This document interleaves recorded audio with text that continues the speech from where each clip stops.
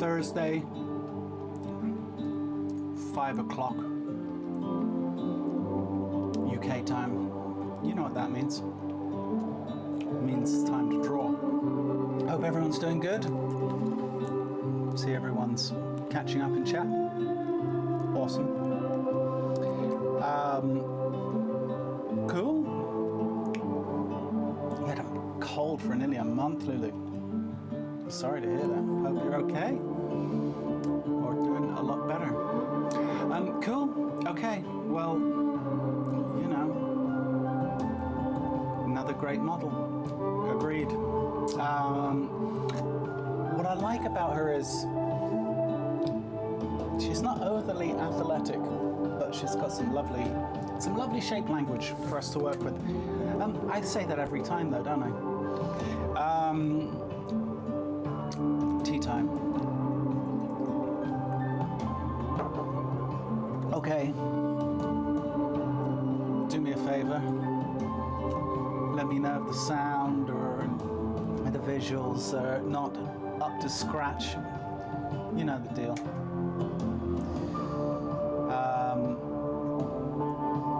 Alright.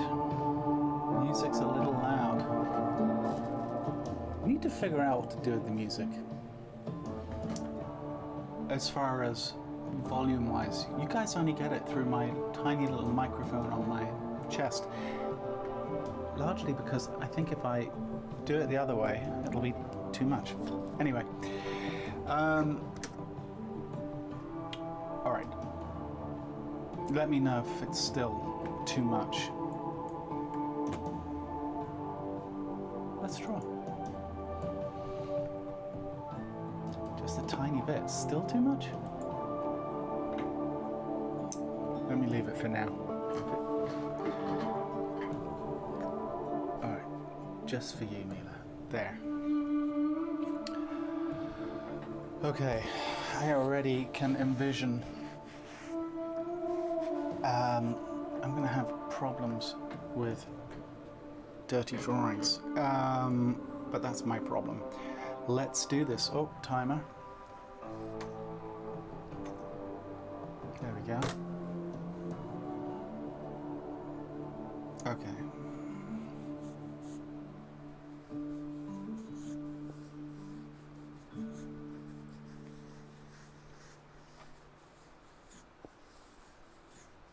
Upper, lower, supporting leg coming down this way, something like that, and then this right leg, which is obviously taking some of her weight as well, but it's ever so slightly coming towards us. It's going to be actually kind of interesting how we handle this, but for now, at least from a gestural point of view, this is kind of the attitude I want to get with it. I know it will change, but this feels rhythmically like what's going on.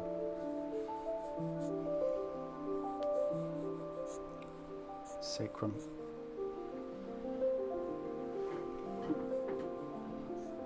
Iliac crest.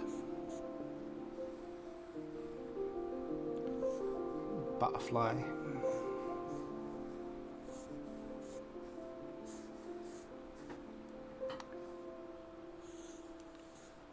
Rib cage is going to be sitting in there. Occipital ridge, etc. This scapula is kind of compressed a little bit because this arm is coming back. So obviously ridge of scapula is here. This is sitting somewhere in here, but the head of the humerus is kind of tucked in, kind of coming back this way, right, towards us, and then this going away from us. The other arm we can't see because it's in the front of the form, but the scapula, because it's at the front of the form and it's over here, and we can actually see her hand kind of sitting here, the scapula is pushed around to the side a little bit, sitting in there. It'll all make sense.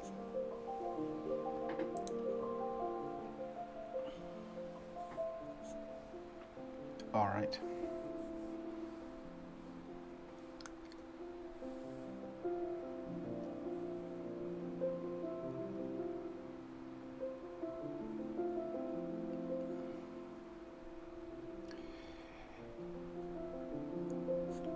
Deltoid.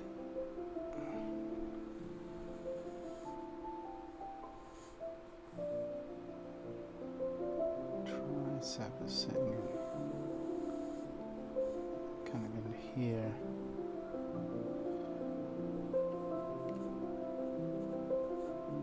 Elbow's actually about there, right? Then we got the forearm sitting in there. Wrist is about there, and then we can see the hand about there.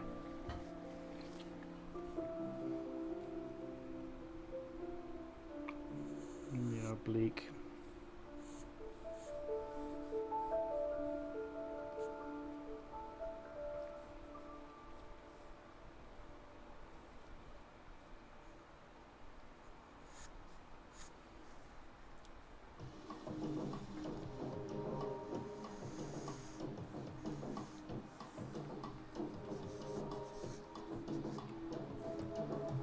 Just going to do that for now because I want to actually focus on the supporting leg first. Because generally speaking, the supporting leg is the important leg.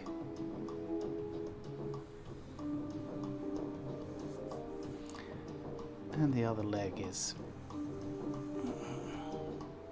you know, just there for them to hang out. Calf overlapping right into the upper part of the leg. You guys know the drill.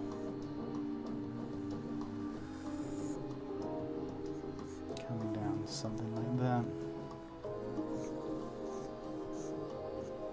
And I can see that's actually going off the bottom of the screen. Maybe push that up a little. Yikes. Okay. Maybe my legs are too long. Maybe.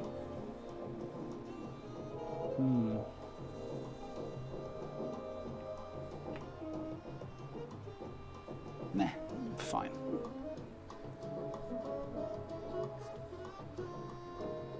Even if they are too long. I don't know if I care.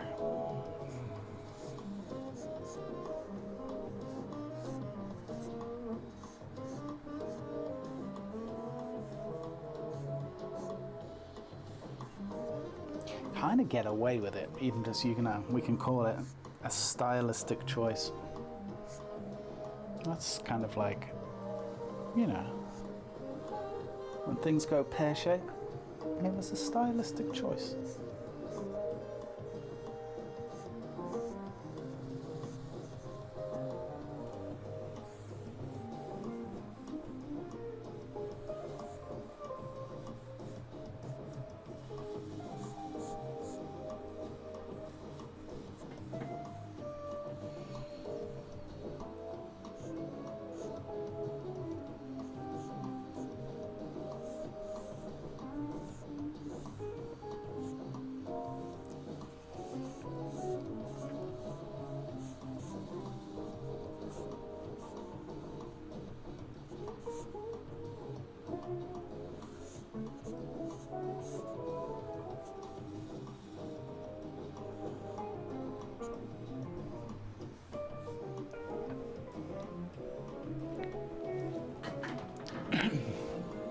No, exactly. The legs being too long is not usually... You get away with actually, it's a good point, Lulu. You get away with legs being longer than the torso, if that makes sense.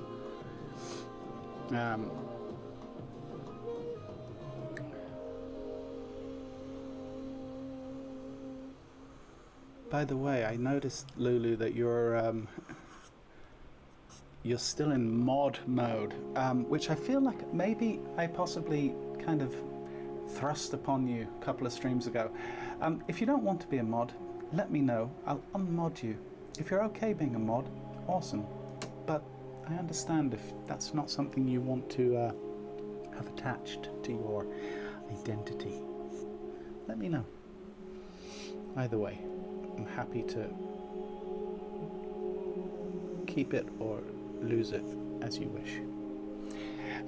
Okay, let's see here. How are we doing? 8 minutes. We're on track.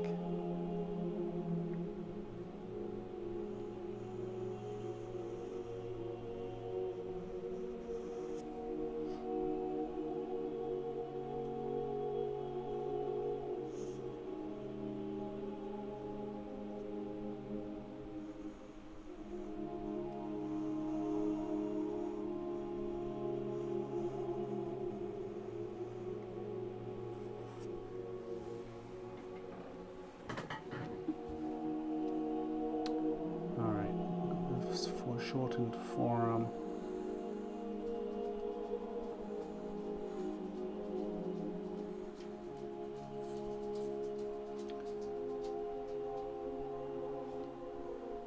Hello, Penny. Hello, beautiful. You okay? How was your treat? Was it good?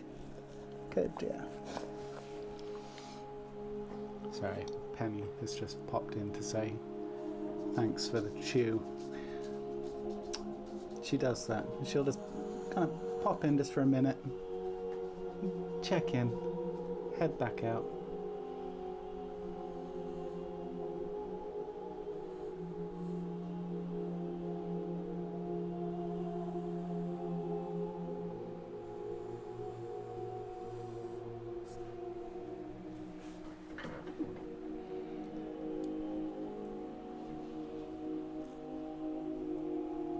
Okay, Lulu. Yeah, no bother at all. Like, obviously, no pressure.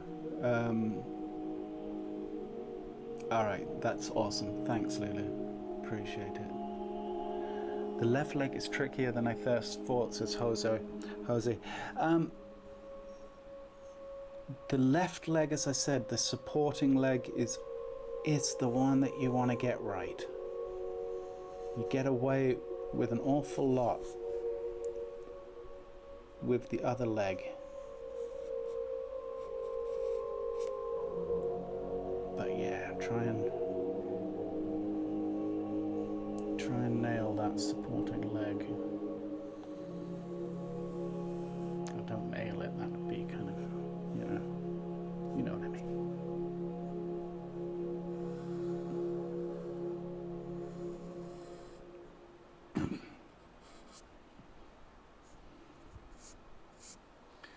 By the way, congratulations, America, on dominating the Olympics. Good job.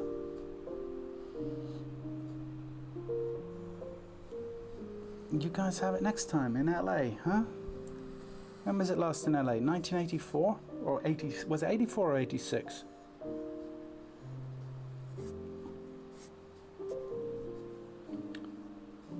Well, you never know. You might get yet one more metro line because of it. How nice would that be? And gives them a chance to harass the homeless, doesn't it? So that's nice.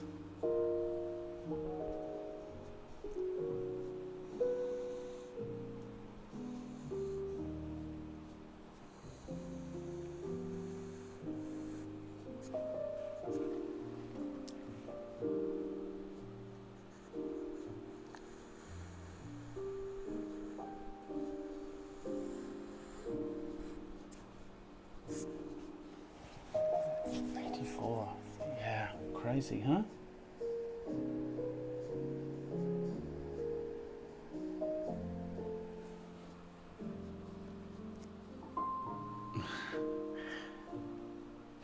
It's funny because I used to live quite near to the Rose Bowl which I'm sure most of you have heard of. It's basically a stadium out just on the outskirts of Pasadena. And I guess for the '84 Olympics, they built this whole pool thing, you know, Olympic-sized pools and that, which my kids used to go swimming at. But it does make you wonder, like, will they reuse stuff like that, you know, tart it up, refurbish it? Or will they feel the necessity to build from scratch things that they had from back then? Be curious. It'll be interesting to see.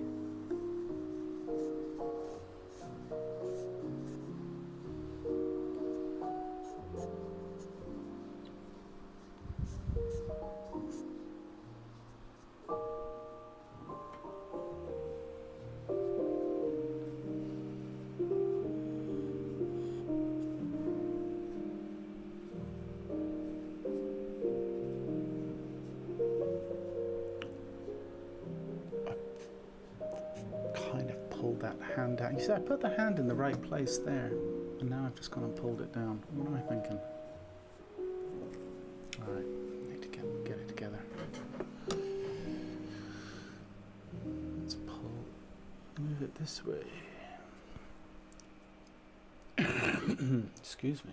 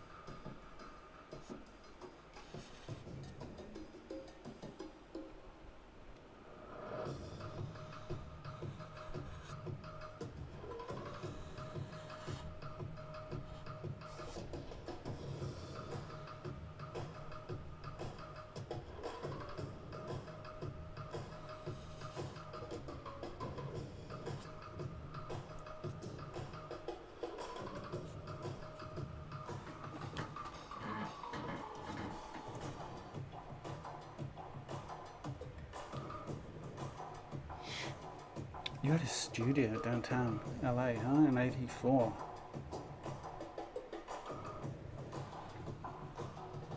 That was the time to have a loft in downtown LA, although I can't imagine how sketchy it was back then. Although, was it worse then than it is now? Because I feel like downtown LA was super sus, but then it kind of got a bit better, and I feel like now it's gone back to being really tricky. You wouldn't believe what they did to clear out the transients. I would believe it. Absolutely. Yeah. I don't know how or if there's even a way to fix that particular problem. It just feels like it's on a scale that's just not manageable. And it's obviously, it comes back to this whole thing of, you know, having to get to the root cause of this homelessness and not just relocate people or move them on, but, like, you know, there's a mental health crisis in downtown LA, pretty much, you know. That needs to be addressed, and I just don't know if it ever will be.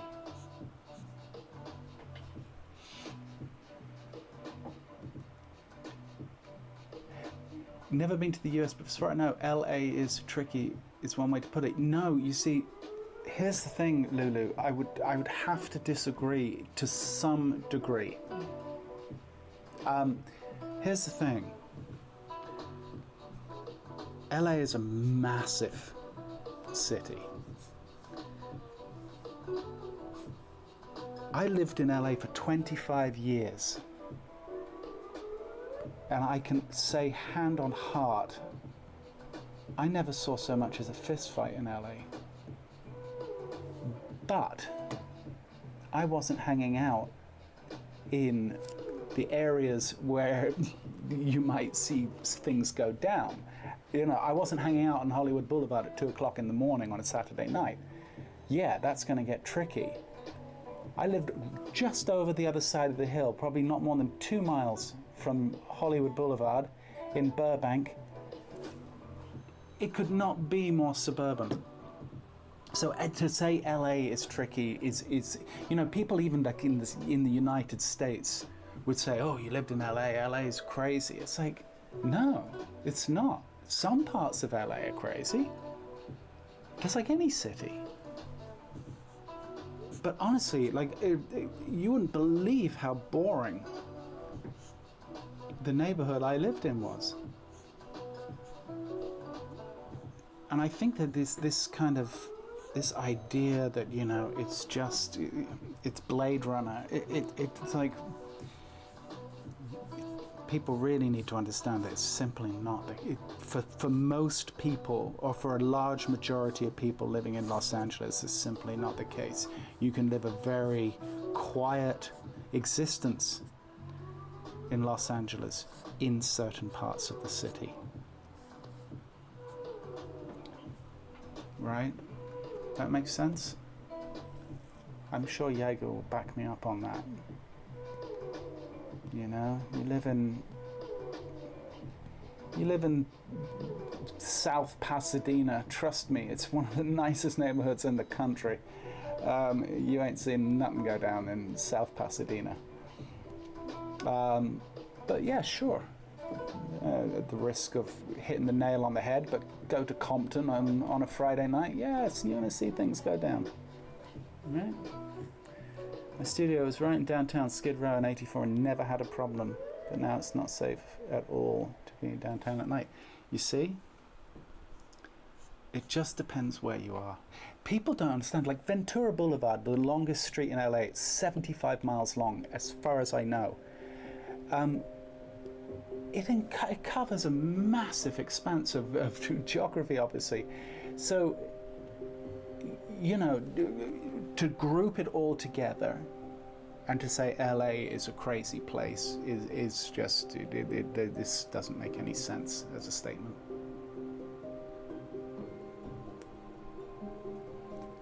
Exactly, Jose. Exactly. But I think, you know, I think part of the problem, Jose, is not every city has the reputation LA does.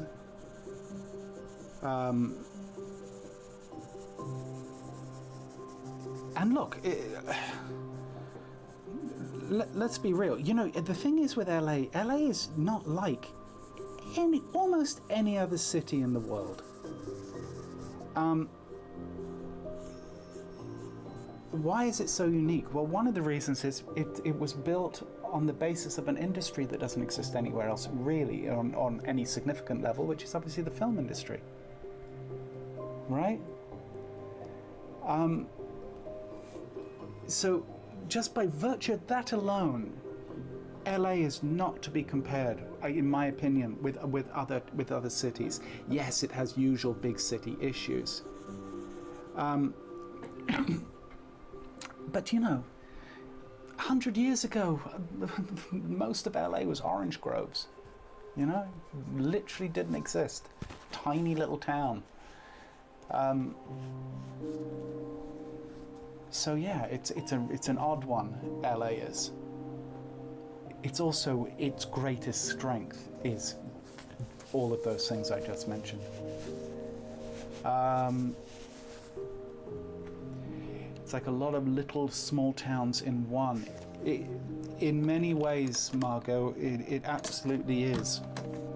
But they all, you know, the thing is, because of the scale, it's very hard to know where one ends and the next begins, kind of thing. You know, all these towns, you know, if you talk about like Burbank, Glendale, Eagle Rock, Pasadena, etc., they all kind of cross over each other and bleed into each other. Where am I going to put the drawings today? I can't put them there because all my new prints are there, of which I'm going to make an announcement in a few days. But obviously I want to keep those clean. Um,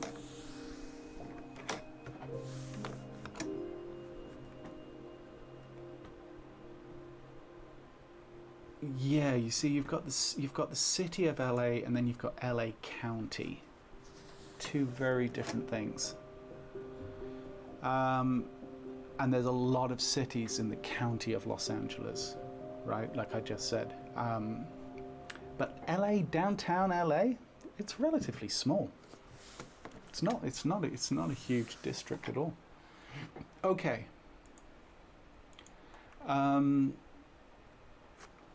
Manufactured height of California. Well, once again, I think that, it comes back to this, if we talk about the entertainment industry, right, being there. And what comes with that? The music industry. And what comes with that? Things like rap, started right there kind of thing, or was one of the epicenters of things like rap. So you've got these artists talking about their upbringings in these troubled neighborhoods, Compton and the likes.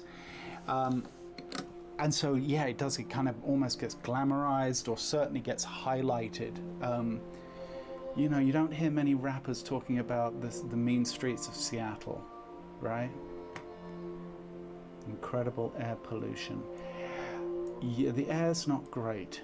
Once again, though, used to be a lot worse. It's definitely improved significantly. But yeah, still not great. Not great at all.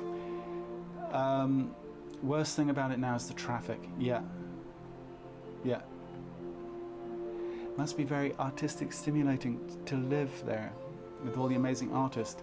Here's the thing. I'll give you a little insight to that point, Yannicka.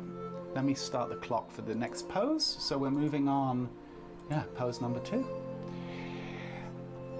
You know what's interesting? Like where I lived in Burbank, I don't think it would be hyperbole to say there was more talented artists in the 5 square miles of where I lived than probably anywhere else in the world. And I'm sure continues to be the case, because you think about it, like, and I actually was talking to someone about this just recently. Like, for example, you get, like, just when I was, like, say, for example, when I was working at DreamWorks, you had artists from all over the world, all kind of meeting in this one spot, this one studio to work on these movies. Because, you'd get these insanely talented, like, it might be like a background painter, for example, and they're one of the greatest painters in the world, but they don't want to deal with the gallery system. They want something that's a predictable income, right? So what do? They go and work for the film studios. So you've got this insane now multiply that by musicians and all the other different kind of artistic disciplines.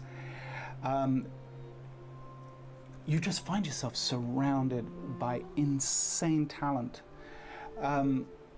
which is very, very useful as you're developing and growing as an artist. And that's one of the things that I think is.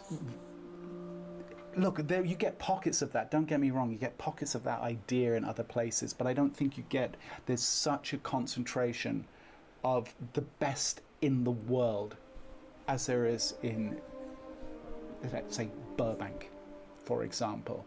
It's probably more insanely talented artists living in Burbank than probably anywhere else in the world, or the LA area, let's say, which is very, very inspiring.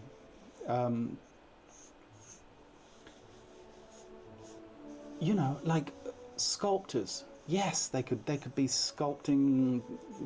They study and sculpt in the academic systems of Florence and the likes.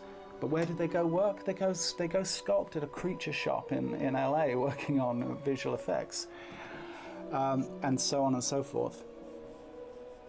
And that makes LA a pretty unique city, in my opinion. I'm biased.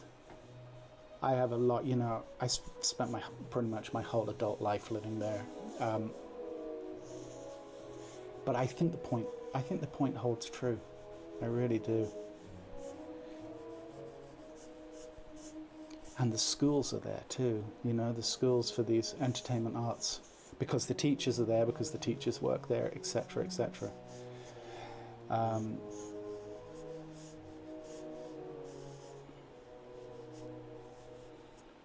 So scapulas soon to be sitting here. We've got our deltoid,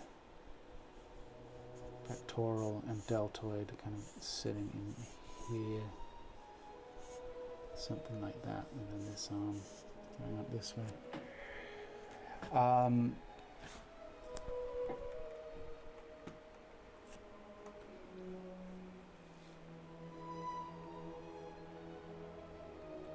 Yeah, Amila, I heard about some of the things Paris did. I'm guessing it was mostly for the Olympics.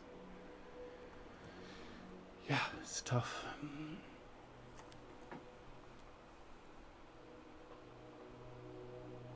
Downtown LA, it's dirty and smells awful. Yeah, pretty much. What a shame. Could be lovely. Has been lovely. But I think right now it's going through a tricky period, all right. As I said, I just don't know what the answer is.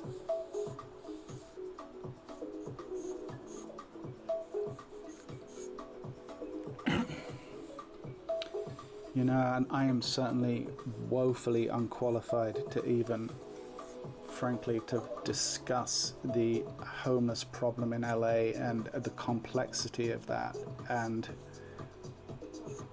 the struggles and the challenges that not only the homeless have, but then, you know, the city has as well. And I'm guessing the lack of funding and all the other things, very, very complex. And it's such a shame for many reasons.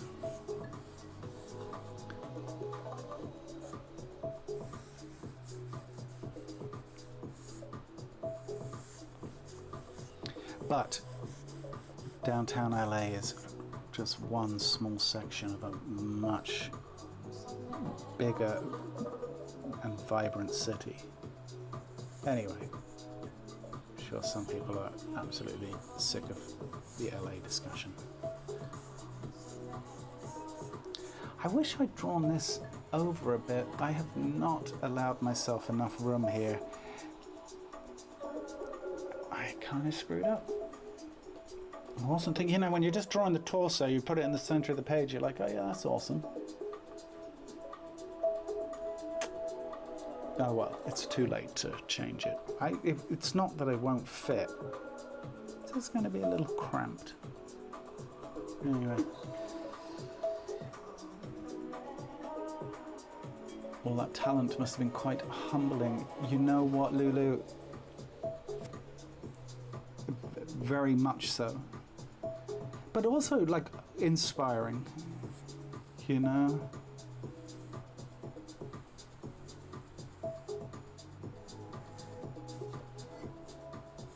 Like, I don't think I would have become the artist I've become. There's absolutely no doubt that I wouldn't have without that, being in around that.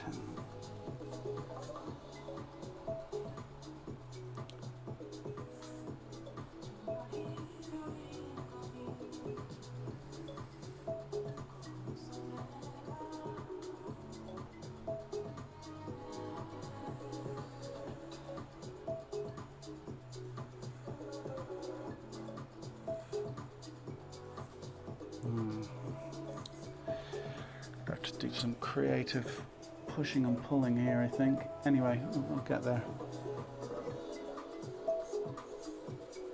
I feel like I could probably have pulled all this down just a tiny bit too.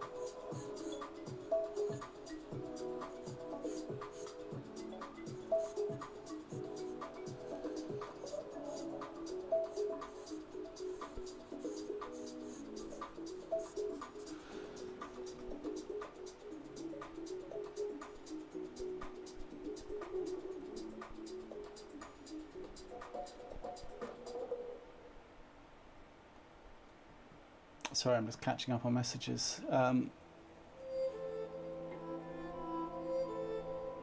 Was it the Red Hot Chili Peppers that did the closing ceremony? Yeah, I'm guessing for the '84 Olympics. Yeah. Could be them again. You never know, right? I think it's unlikely. Yeah. Well, one thing's for sure, they'll put on a show.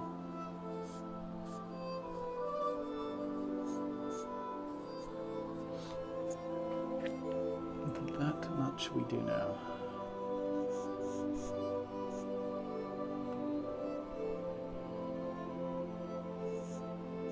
No, here is probably lower.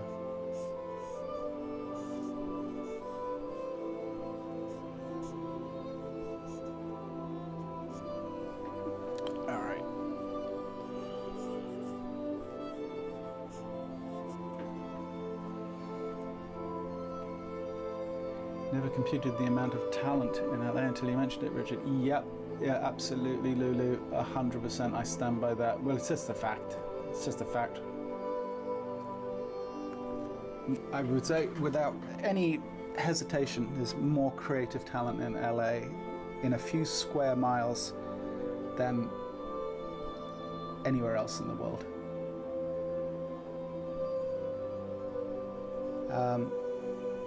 But, you know, it makes sense, right? Like, when you think about it.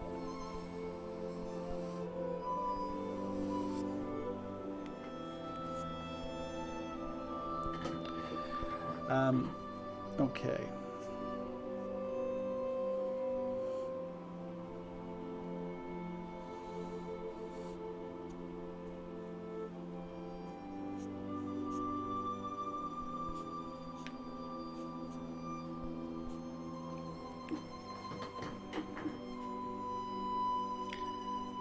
And I think because of that, and because it has such a global reach in that respect,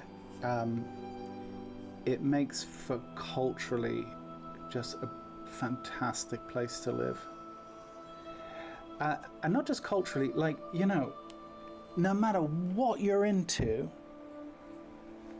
you'll find like-minded people. That's really nice, you know? It doesn't matter how crazy that is, or how crazy you are with whatever it is that you're into. You'll find people, you'll find like-minded people.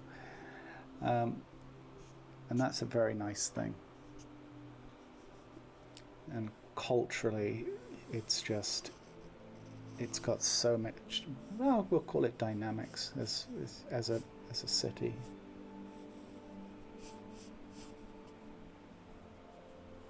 Anyway.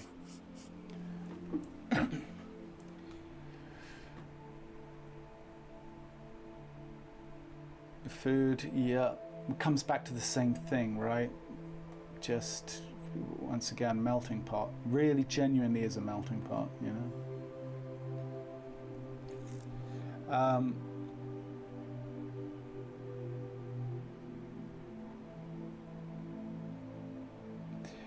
You're in LA 25 years ago, it's worth a visit, but the difference is with the rich and the poor shocker. Yeah, and you look, here's the thing.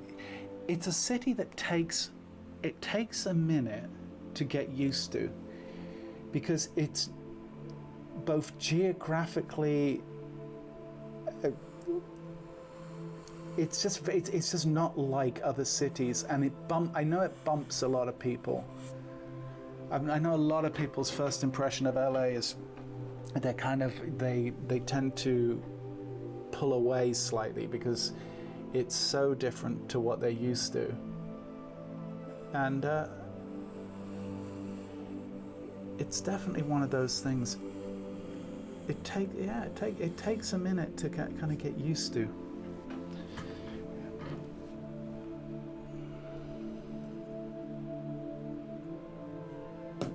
Oh.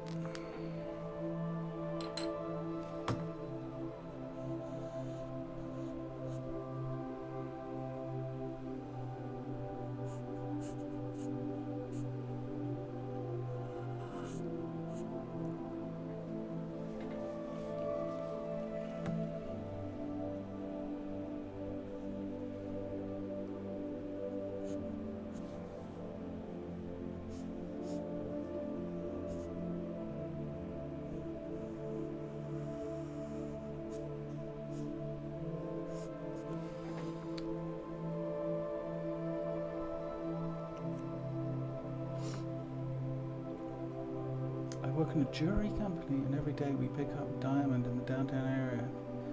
Some of the old buildings have some beautiful details, and I always stop and admire. You know, Chana, you're so right. So in downtown LA, you've got a lot of Art Nouveau and Art Deco buildings. What's it called? They shot the Blade Runner.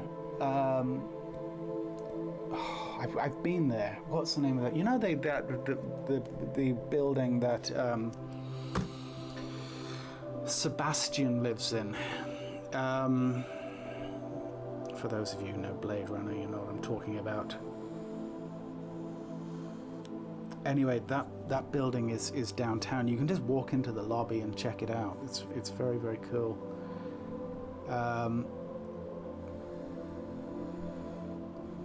Can't believe I'm blanking on the name of it. It's so typical, isn't it?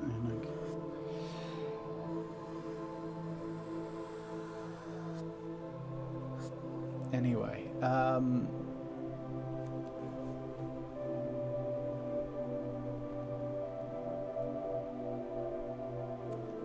yeah, Ludo. I hope that maybe I do share it in that way. You know.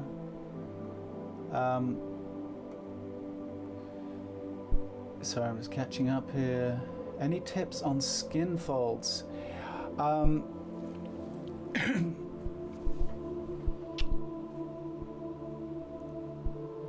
Any tips on skin folds? Yes, I do have one tip for you.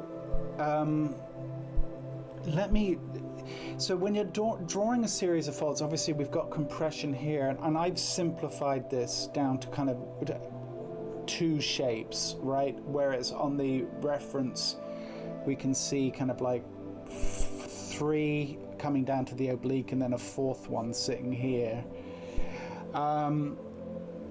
So I've simplified that. But here's the thing that is really important to think about folds. In fact, let me wait till I'm done with the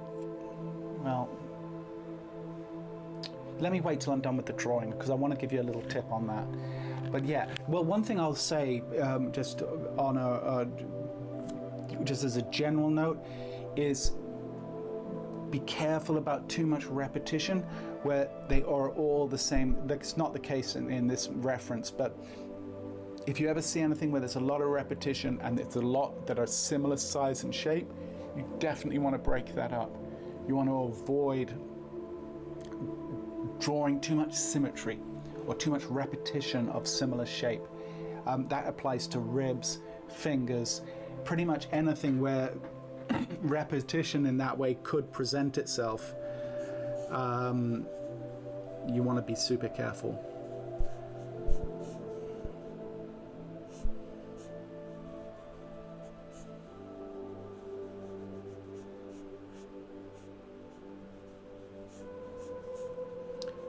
And then, yeah, if I forget at the end of this drawing, please remind me, and I've got a little kind of tidbit on folds, but I need to draw it, but I don't really want to draw on this piece of paper.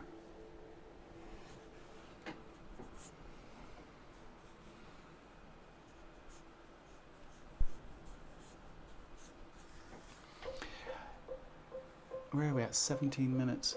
I am really dissatisfied with this drawing.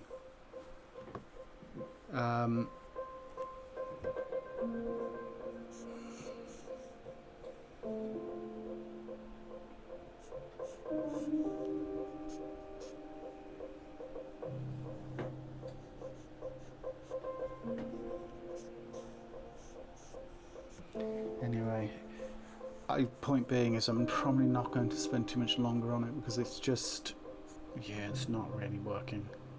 Not the way I'd like it to be.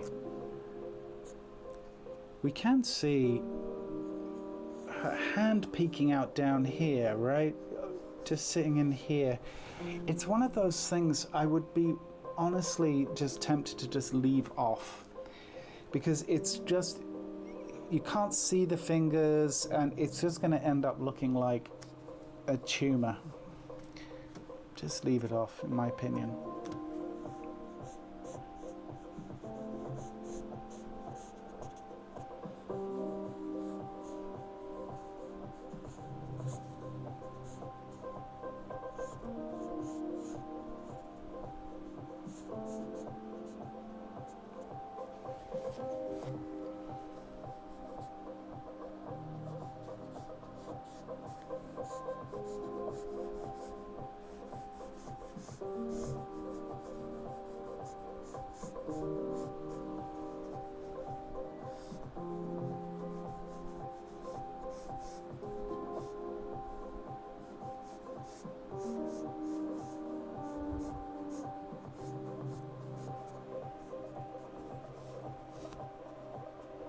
Trying to draw a pen today. Yeah, that is a transition. That's something I should really do on the stream at some point.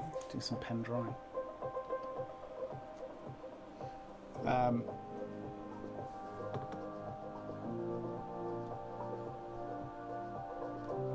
It went from beautiful and elegant to instant gutter trash. I know, I tried my best, but it wasn't to be.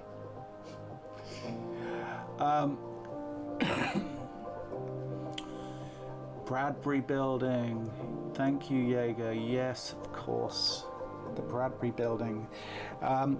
If you're ever in downtown LA and you're a fan of Blade Runner, you gotta go to the Bradbury Building. Even if you're not, even if you're just a fan of Art Nouveau architecture. You see, I would consider the Bradbury Building to be, is it Art Nouveau or Art Deco? I think that the Bradbury Building straddles more into Art Deco, into Art Nouveau. There's a lot of great Art Deco in downtown LA. I feel like the Bradbury Building's a bit more Art Nouveau-y though.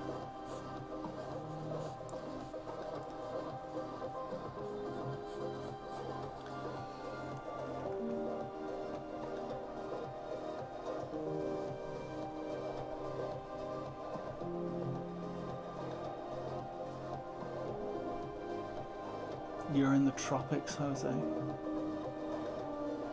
That does sound rather awesome. Teeth a nightmare for your repetition-wise. A flat line to indicate perfect teeth, or the canine tooth to indicate aggression are quite enough usually. Yeah, look, we had a whole bunch of tricks for teeth in animation. Yeah, the canine tooth is one of them.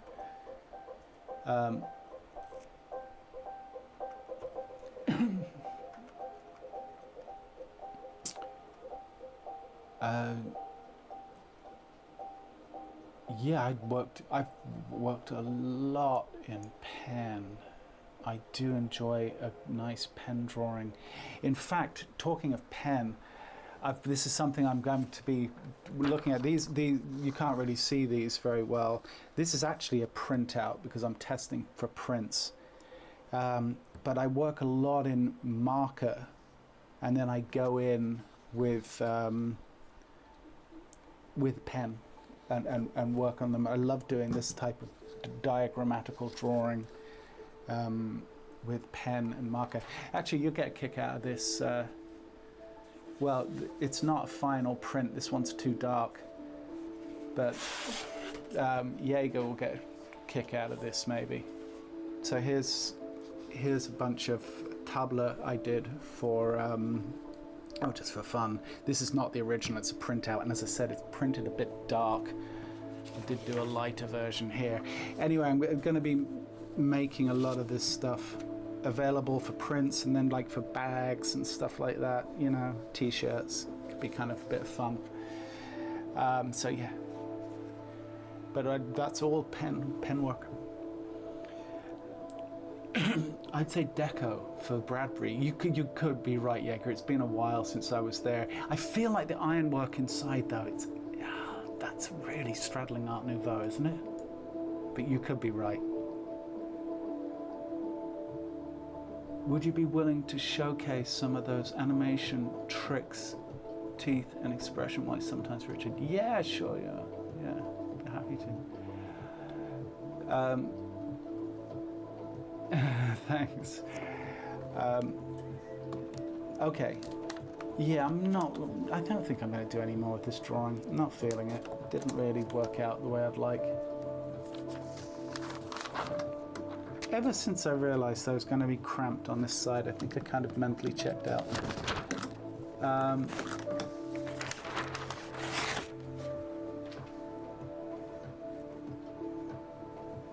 Okay, here's the thing with folds. Just as a general, and these could be folds, like this could be flesh, or it could be material, clothing. The trick, or not only the trick, but the thing to be careful of with folds, and I see it happen all the time, is people will draw a series of folds without thinking of the form that's sitting underneath. Now, in the case of the drawing we just did, that form could be the rib cage, or the rib cage in transition with the pelvis, right? But let me give you a kind of a quick demo. Imagine you've got an arm, right? Something like this, right? Coming down to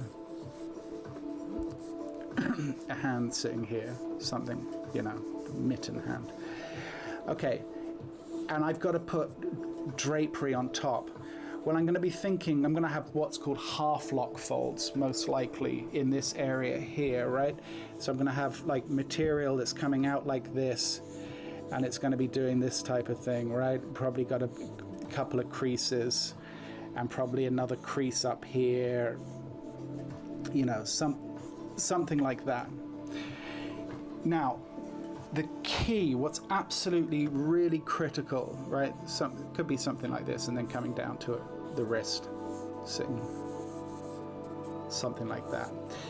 The trick, and what's really, really important with this stuff, is that the form of the arm, or the rib cage,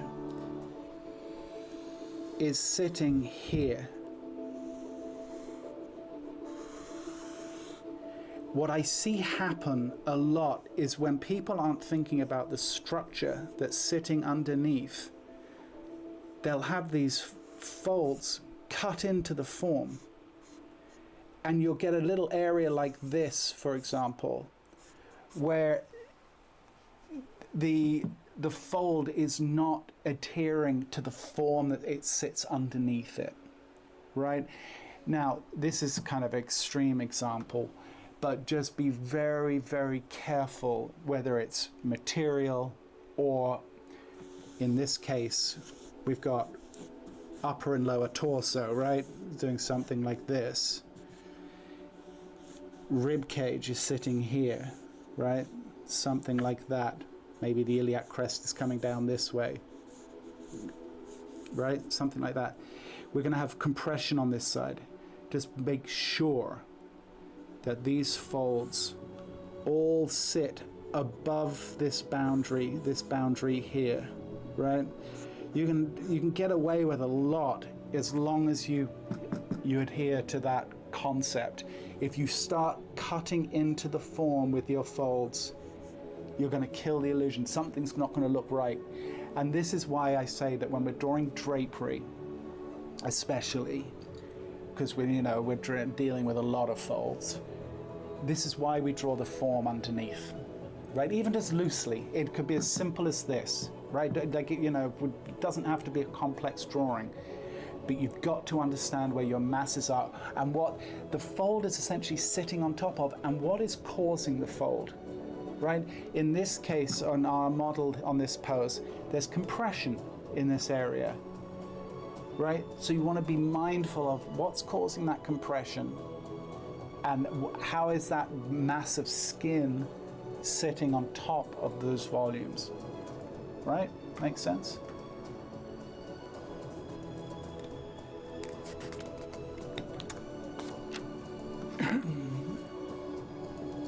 Ferenc says, why the music in your video?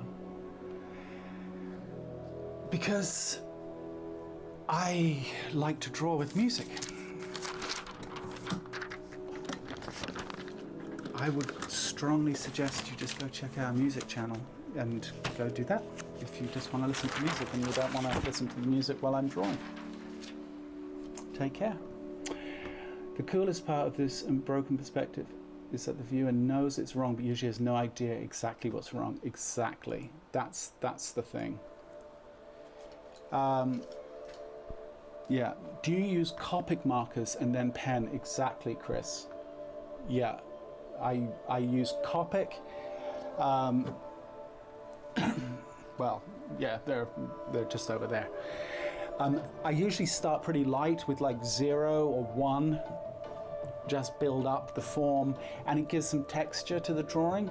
And then usually when I'm happy, I go in and go in with the marker pen. And this is what I use for my ink pen, by the way. It's nothing special. This is who makes this? It's Uniball, and you can't probably even see that. It's one of the reasons I actually don't work with pen on the stream, so I'd have to zoom right in, which I could do, I guess. Here. See. It's nothing, but that's the weakest example. You get the point. I actually think this has probably needs new ink, yeah. But it's a cheap pen. These are only a couple of bucks. You get some refills for them, a few bucks. I just find that these flow really, really well. I've got more expensive pens. I've got fancier pens. These, though, the way I work, I really like these. They're super simple.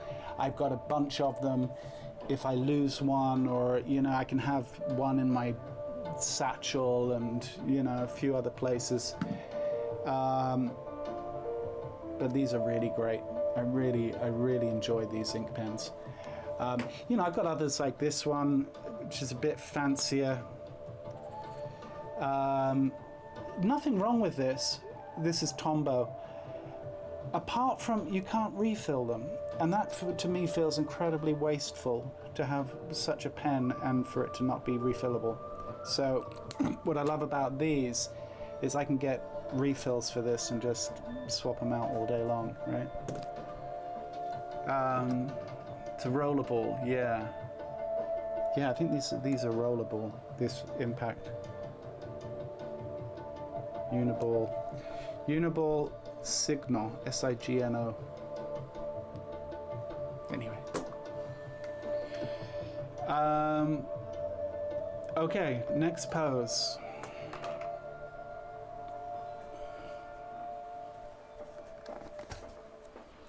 Yeah, I have a fountain pen too. Nothing wrong with fountain pens, and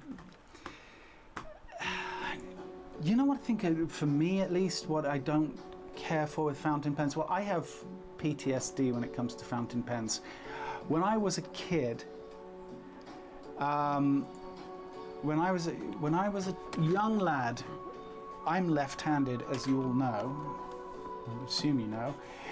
And we were made to learn to write with fountain pen. I think I've mentioned this before. And being left-handed, you're basically constantly blurring over the top of your writing. And I used to get in a lot of trouble for that. And I think I've had an issue with fountain pens ever since. So yeah, that's a silly little bit of history. I have 2mm graphite mechanical pencil, some old mouse pad. Yeah, I spent most of my career working with mechanical pencils. I do think that they're fine, but I do think if there's ever a pencil that's going to give you carpal tunnel, it's a mechanical pencil. But there's absolutely a place for them. All right, let's reset the clock. We've only done 2 drawings, guys. And we've been an hour. The smudging, yeah, and I used to get, here, let me reset the clock. I used to get so much grief for smudging, and I couldn't help it. And it didn't matter what I tried.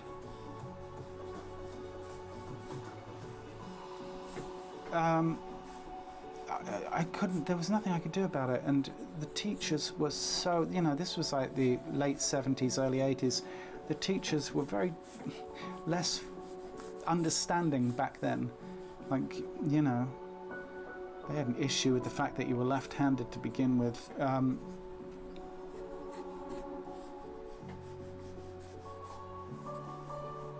So, yeah.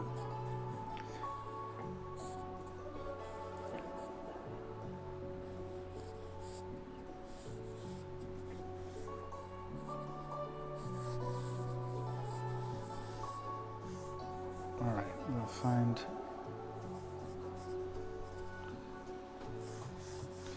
Once again, when I have legs that are pressed together in such a way as they are here, I tend to try and treat that as a single shape and idea first.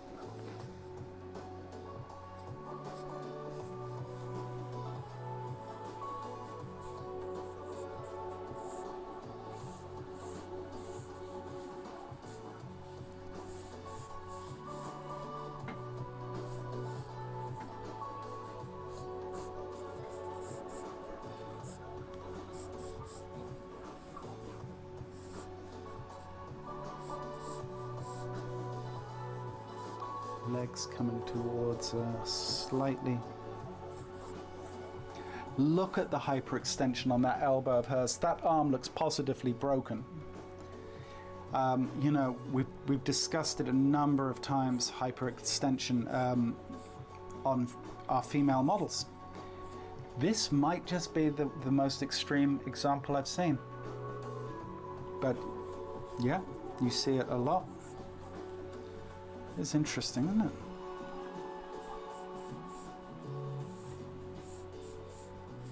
Like, by all accounts, that arm looks broken.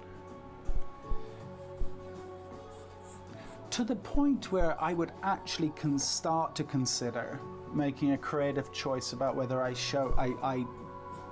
tone that down a little, possibly to... It's one of those things where, you know, people will look at your drawing without obviously seeing the model, and they'll just assume that you messed up. So yeah, I might just try and tone that down. Let's see.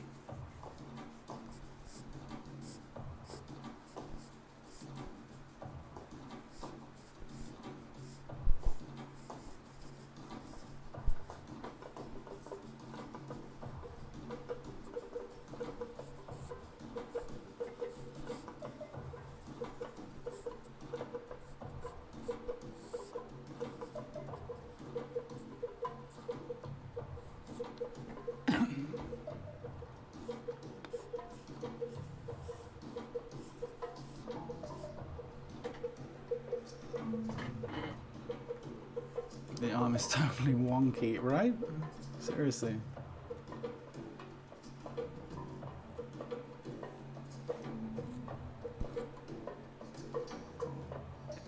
Yeah, look, hey Lilith, that works. That's awesome.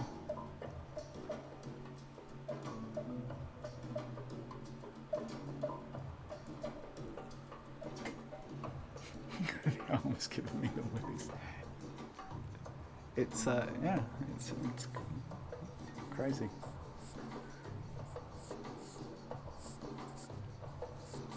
As I said, I'll probably tone it down just 5. I think I've toned it down already, about 5%, maybe 10%. We'll see what happens as we get into the.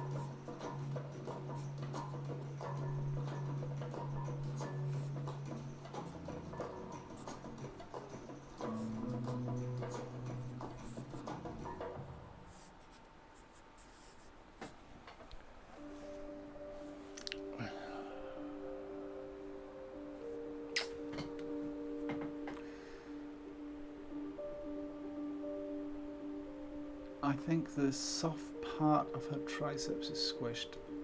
Gives the illusion of hyperextension.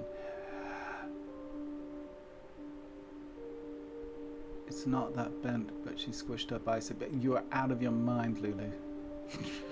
It's absolutely that bent. I'm sorry, there's no way.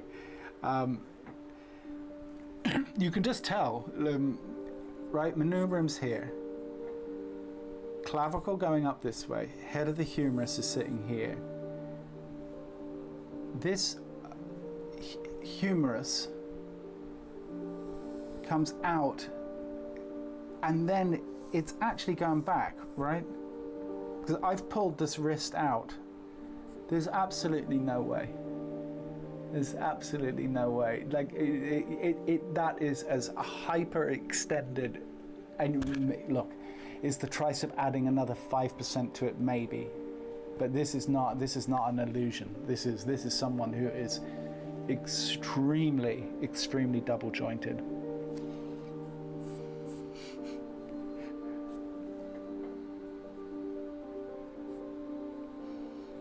Let's just, let's just be real. She'd be labeled a witch in any other time in history. It's true.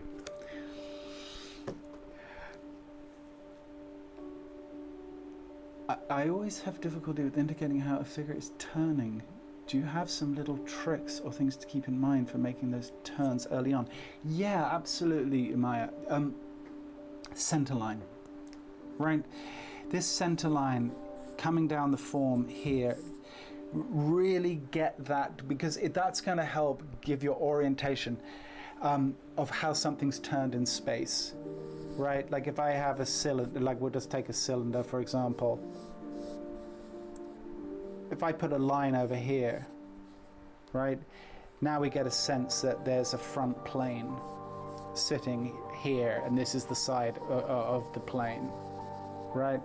And as we turn that center line, obviously now this is it's well, actually that's wrong. It would be about there, wouldn't it, if we got that much showing?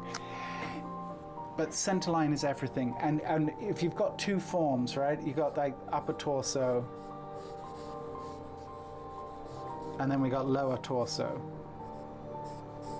Now, right now, there's nothing to tell you what the orientation of those are. But if I told you that, well, the center line for the chest is here, and the center line for the hips is here, okay, well now I can start thinking, okay, the arch of the rib cage is sitting here, right? Iliac crest, ASIS is there. And now we start to get a sense of how this form is turned, right? How she's twisted, right? Then we can put in manubrium, clavicle, etc. So that center and then navel is going to be sitting about here, right? Once you get that center line, everything else will make sense, right?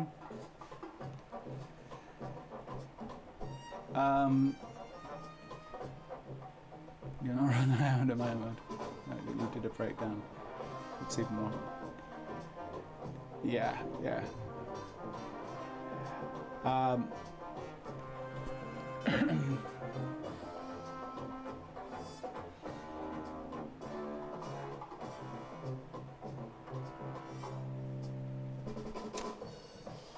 Yeah, like, let's face it.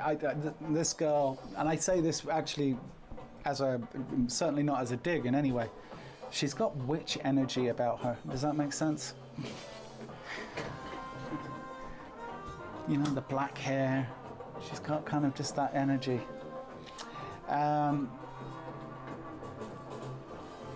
You're very welcome, Mara. Okay, let's draw. Once again, I've got a drawing here I'm not too fond of,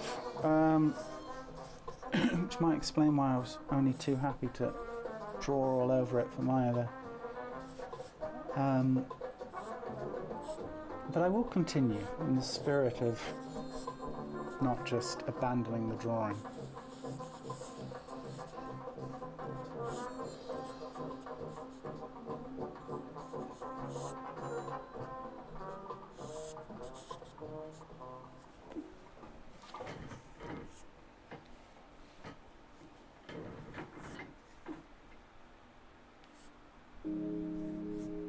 Okay.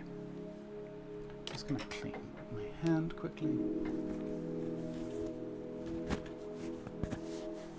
I can't believe I snake oil from her. Yeah, she's a character.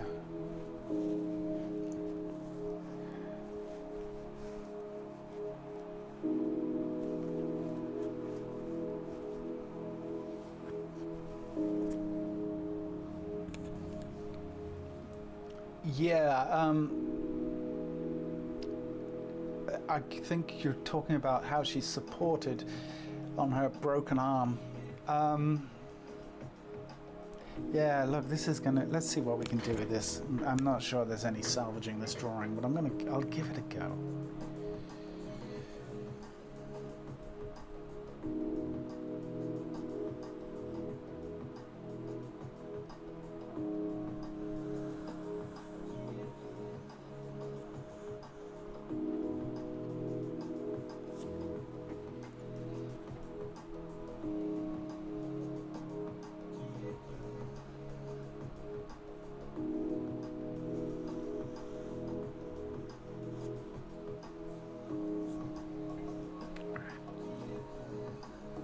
Yeah, even like the brachioradialis here, it's so broken.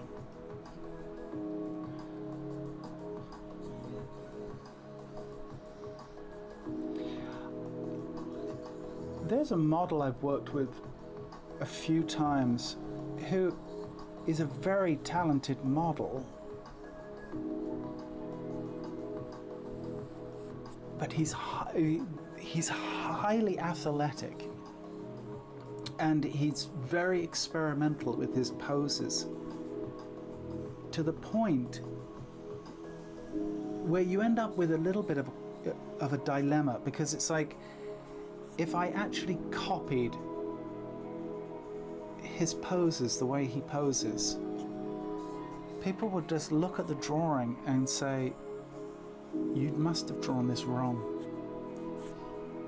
And I've really messed this up too. Yikes. Okay. Well, we're going to continue. Yeah, this feels like not so dissimilar situation.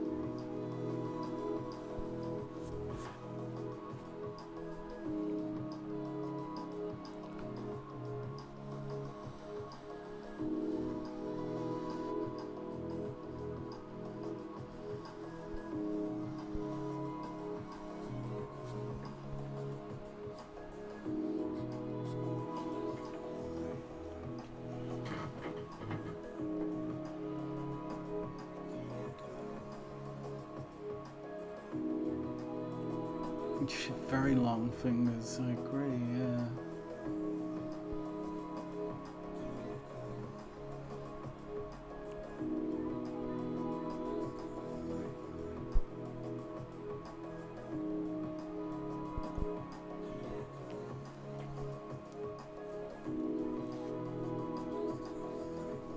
Good luck telling people you have no sister.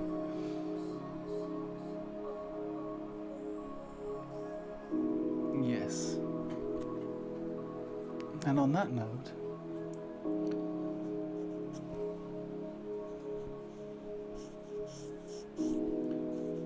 where's Rick been lately? I think maybe actually he did turn up for the last stream for a few minutes.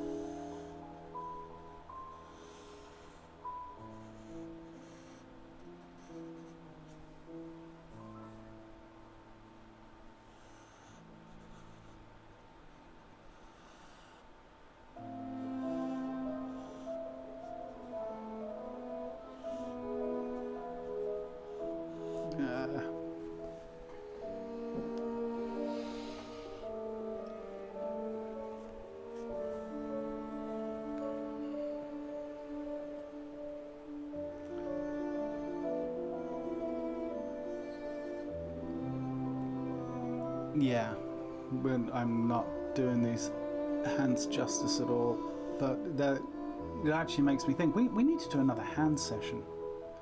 And I feel like she could be a pretty good candidate for some seriously good hands.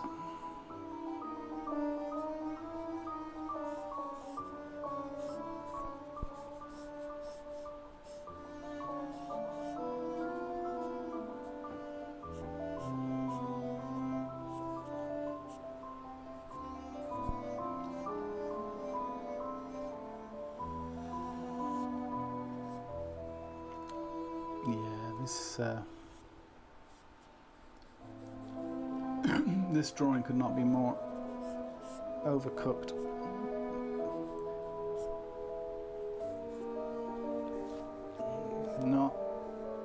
Not happy with it at all. Do you think, even though I think this tricep is an absolute nightmare, possibly took care of the hyperextension? Let's see if we can do something just a tad more graceful here.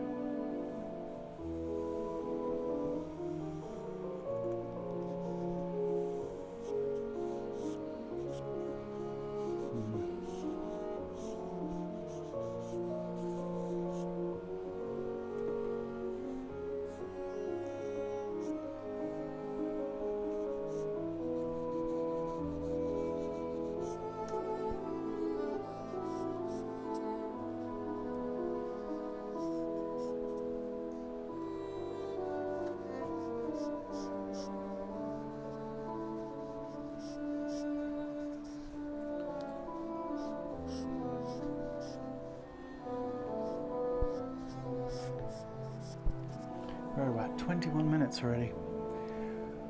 Take care, Lulu. Have a good one. Have a good weekend. See you next week. There may or may not be a Monday stream.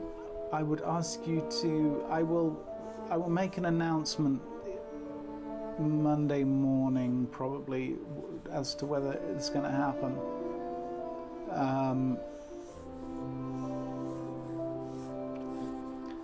I might have something I have to take care of on Monday, but I don't know just yet. But if I don't see you Monday, hopefully I'll see you Thursday, Lily.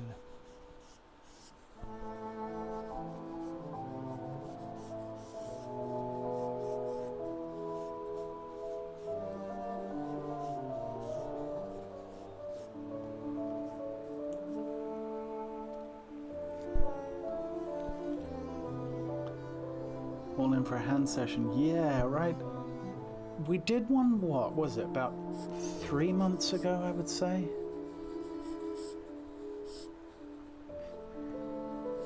Maybe we could do, if I can do Monday, maybe Monday would be a good time to hit some hands. I'd like that.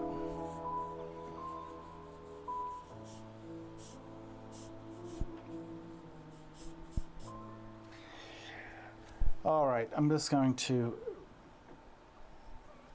tie the proverbial bow around this one. Yeah, I'm just going. It's just going from bad to worse here.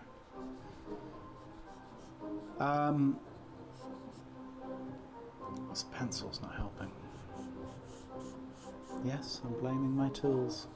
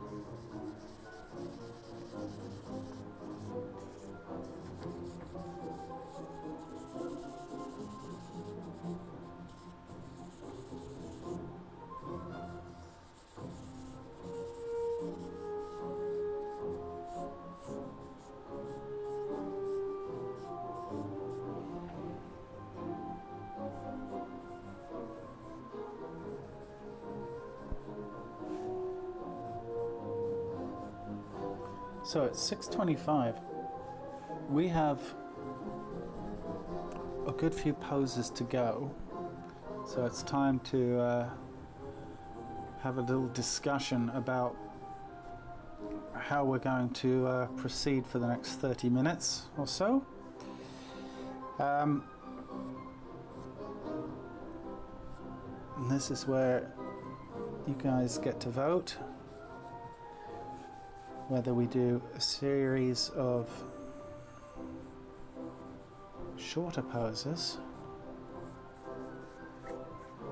to get through the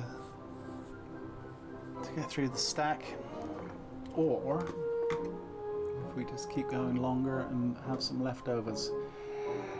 We got 3 poses and about 30 minutes, so we could theoretically do like 3 10s.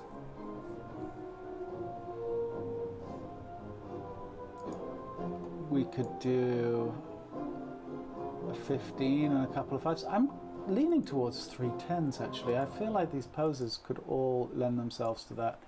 All right, let's go with that. Yeah, I think so.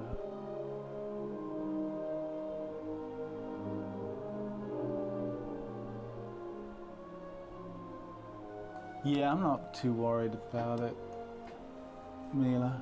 It is what it is. These things happen.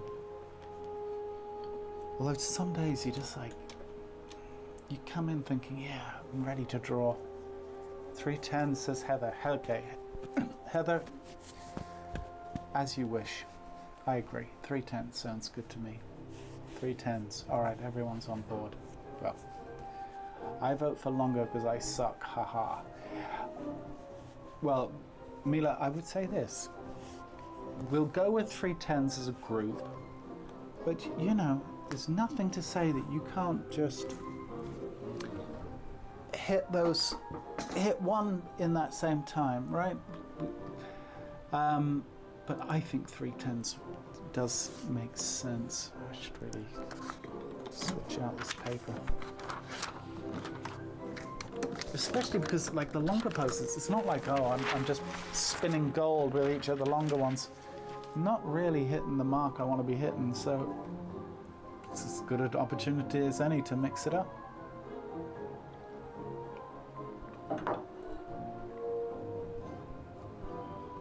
All right.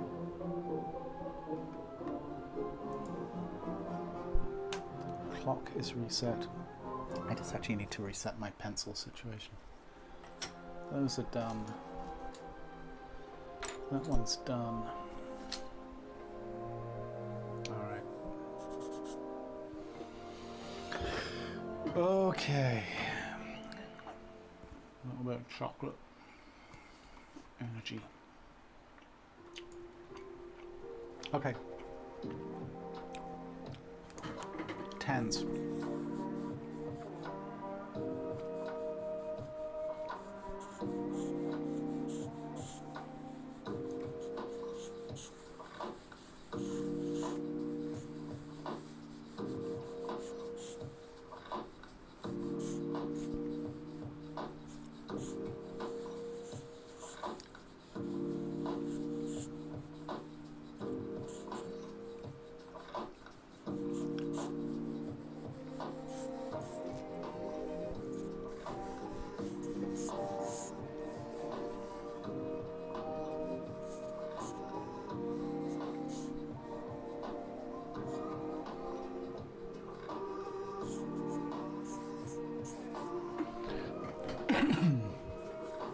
Okay, center line.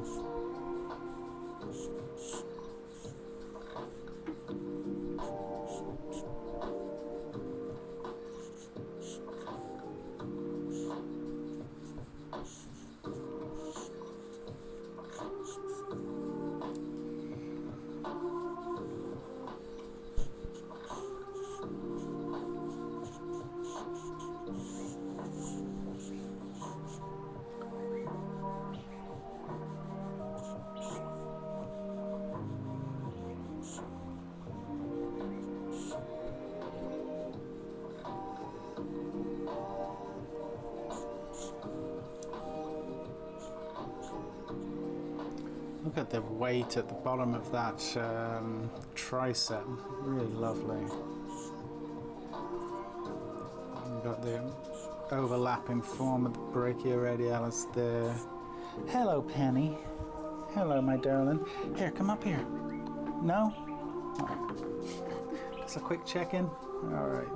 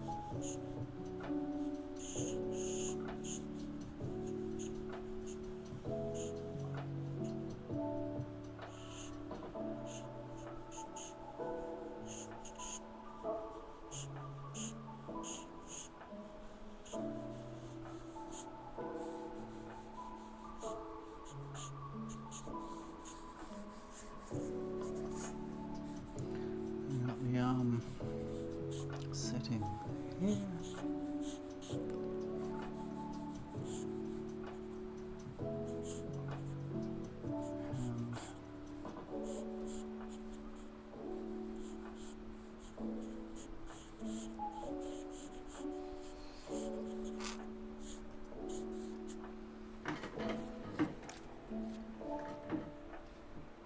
And okay.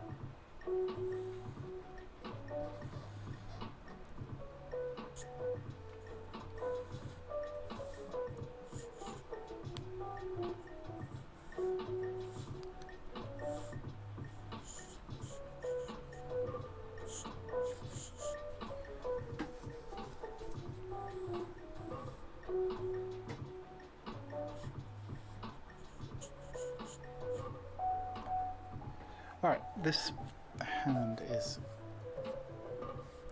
absolutely lost the plot. Okay, what are we going to do?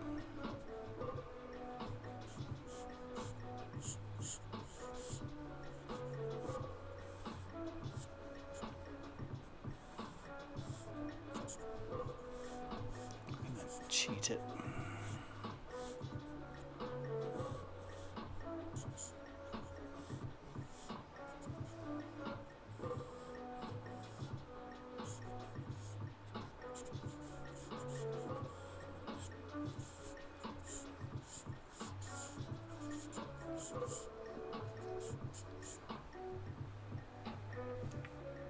It's an absolute disaster.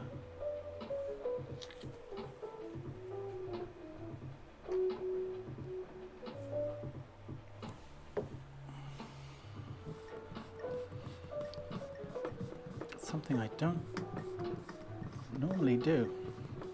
I don't really have the luxury to time-wise for this, but okay, what are we going to do with this hand?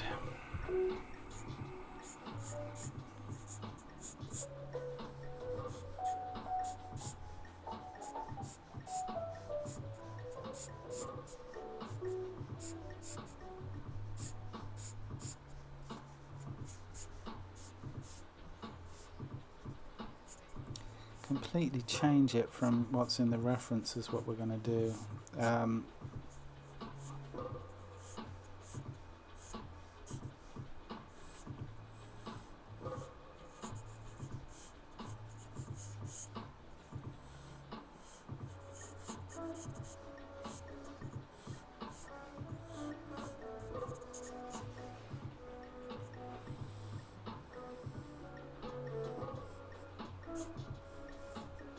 Really, dude?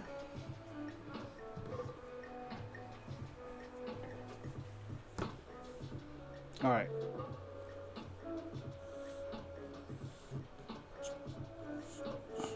Alright, it's a placeholder, it's fine. I just need to move on.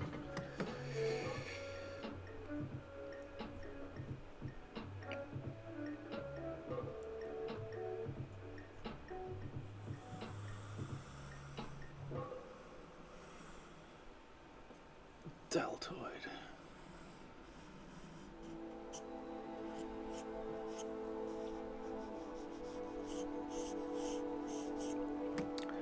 Having trouble with the hip tilt. Yeah, so you've got basically, right, if we look at the sacrum, once again, you know, we use the sacrum, right, the sacral dimples, as a way to kind of indicate how the hips are tilting in space. So I would see if you can kind of lean into the relationship of those. That's the only advice I've got. It's tricky.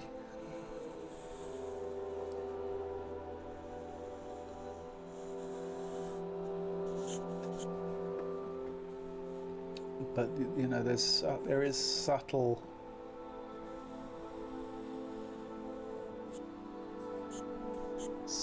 cues that we can use to help kind of hopefully reinforce some of those ideas.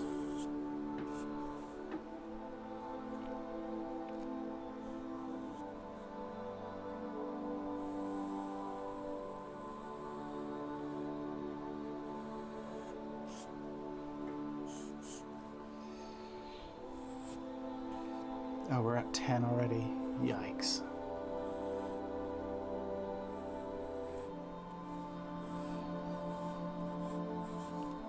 All right, well, okay, just hold on.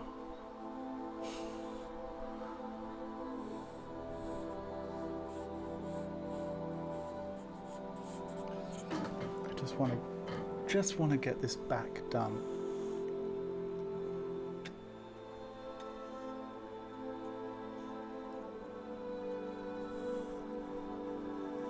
Coming out rib cage, transition, scapula into the trapezius there. Then we've got oblique and gluteus coming down this way. So even like a direction change like that can help hopefully describe form. But yeah, really, it's a tricky one.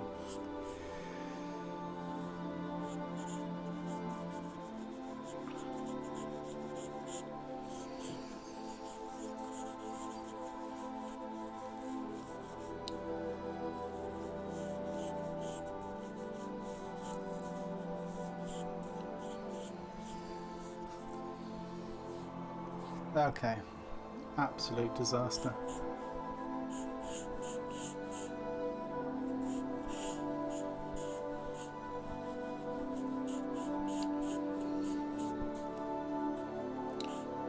So there could not be more cheats going on here.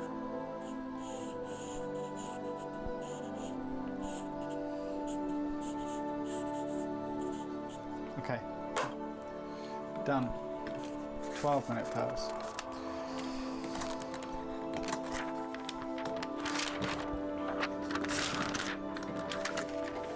No bueno. Okay.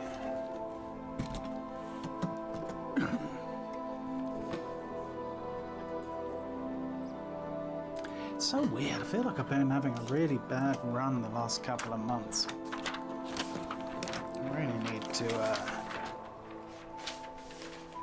reassess what I'm doing. My approach. Okay, let me reset the clock.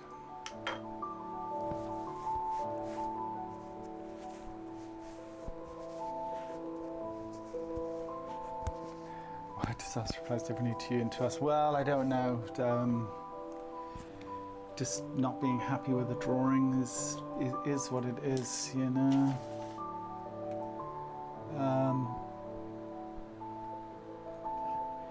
Especially like, you know, like at the risk of sounding arrogant, when you know you can do better, it's frustrating. When, you know, you're putting all the lines down in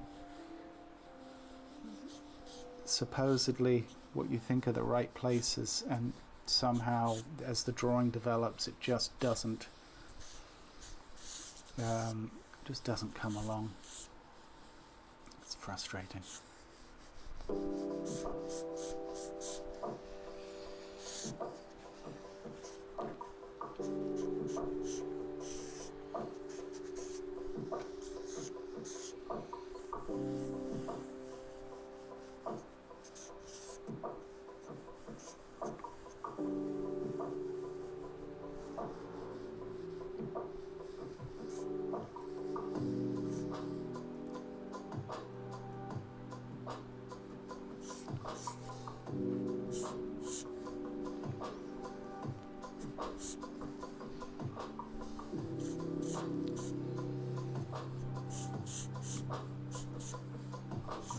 Pull up a little bit this way.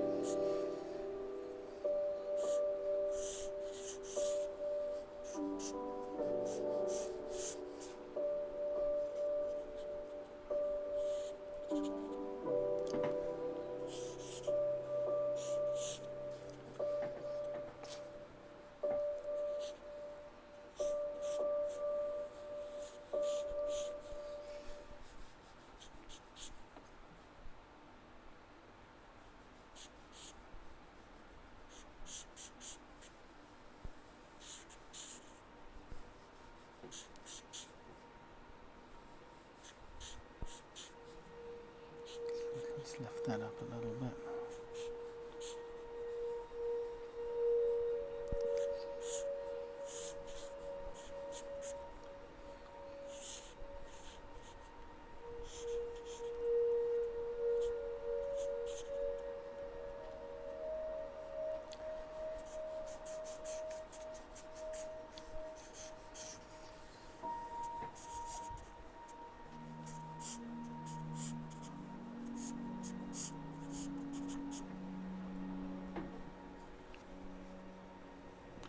Are you less happy with your drawings when you're in a less happy mood? I think your drawings look amazing. Thank you, Veronique.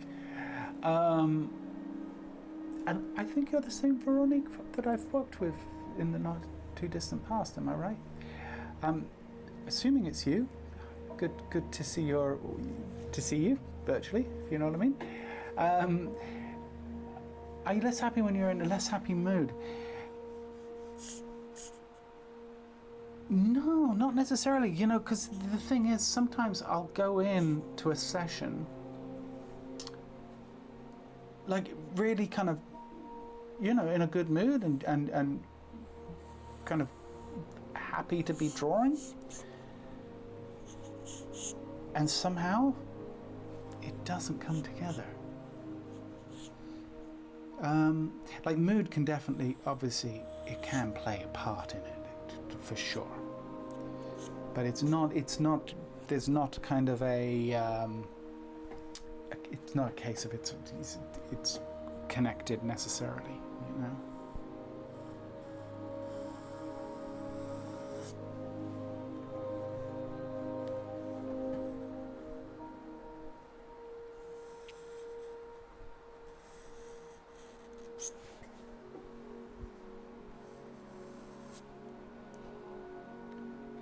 No, it's weird. Like, well, it's not weird. I think I know what the issue is. And I feel like I've been going on about it too much in this stream. I'm not drawing enough. It's really simple. I've only got myself to blame. I'm simply not drawing enough. And you can only get away with that for so long. You know, it's like, and it really is kind of like a case of, no, look, you can't show up to the gym once a week and expect to be match fit. It's not going to happen. And that's kind of, I've been so preoccupied with several other things going on right now that I'm just simply not drawing enough. And I know what it's a very simple fix, right? Like at the end of the day.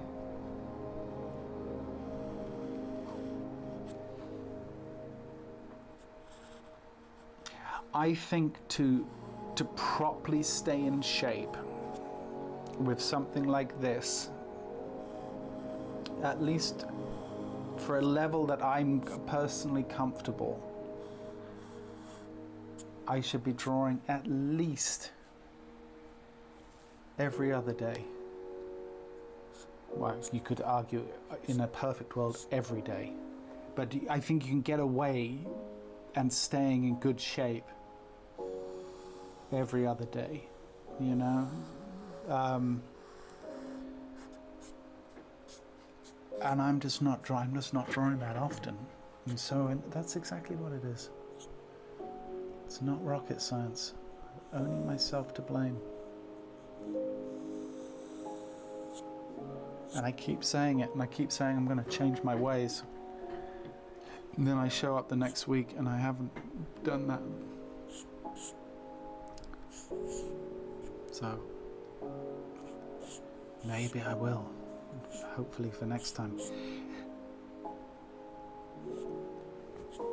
Once I get these prints out the way, I will feel better.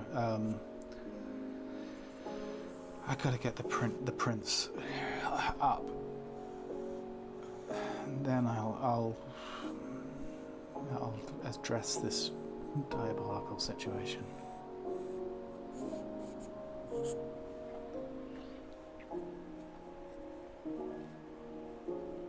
Yeah, thanks for Mila for giving me the out.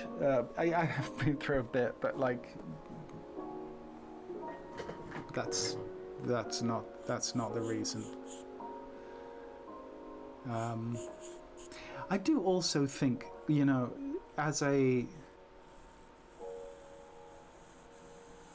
do think that these things tend to be cyclical for me. I go through periods of, you know, quite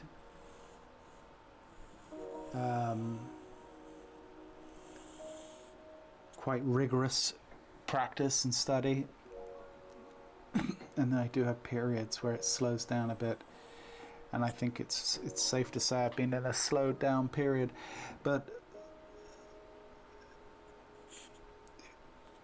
you know, you can't have it both ways.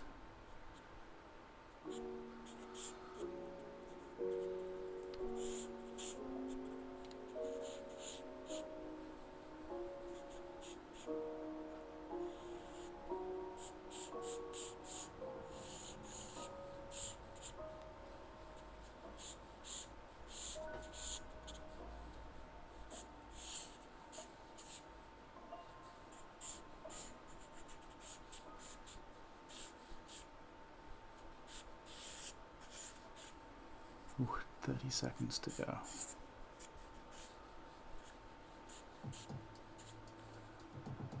And I also, you know, for those who are looking to genuinely improve and to develop this skill,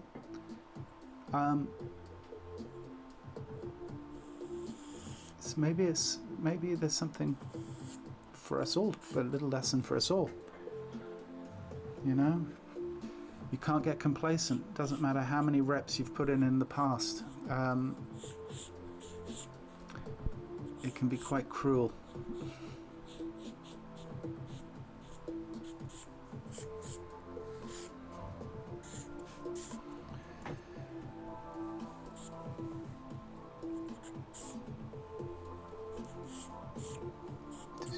you do often have people pose the question. It's like, how much should I practice? How much should I do? It's like,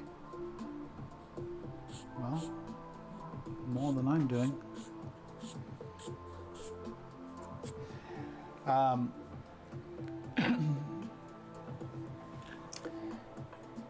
Efragzi. I'm not even going to try and pronounce that. Richard, just had 2 of your pieces from Etsy show up, and they're absolutely wonderful. Thanks again. You are so welcome. I think, yes, I remember. I sent those off about a week ago now. Great. Well, I'm so glad, and thank you so much for the support. Much appreciated. To that point, there's actually very little up on Etsy at the moment. We are in a transitional stage. There will be more original drawings going up shortly, but hopefully next week the prints will start to go up. Just very quickly, just so you can see kind of what I'm talking about. So these will be all printed on archival paper, and there'll be a series. There'll be, to start with, probably 7 or 8 different drawings, with more to come, obviously. So they'll start off at this size, and I'll do a smaller size with a mat. So yeah, these are coming, rolling out next week, and they'll all be on the Etsy page. And they will be priced. I'm trying to price things as fairly as possible.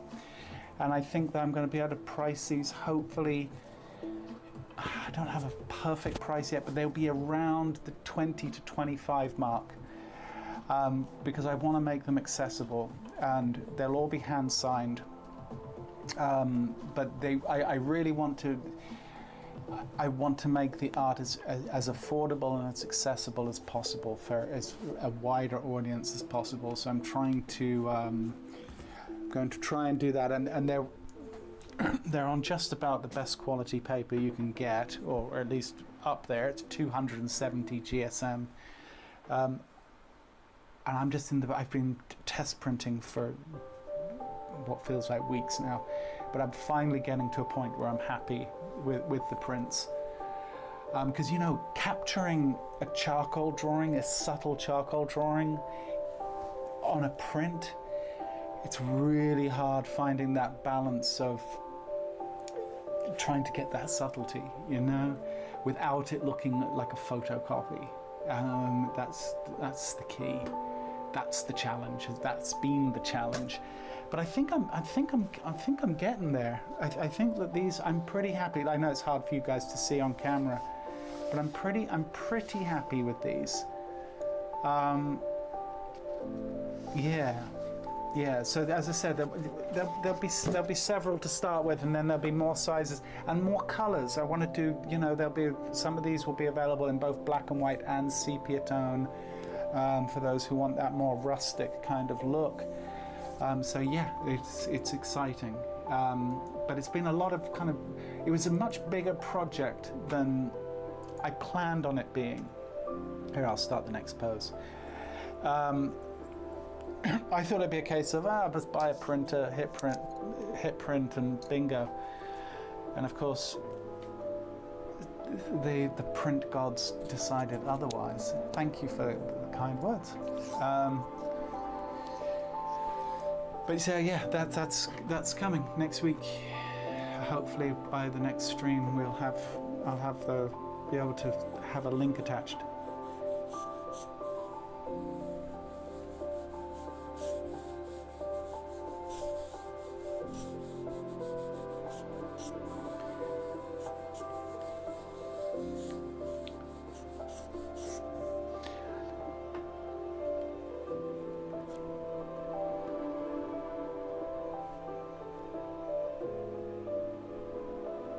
That's great to hear. I'm so glad that the channel's been useful to you.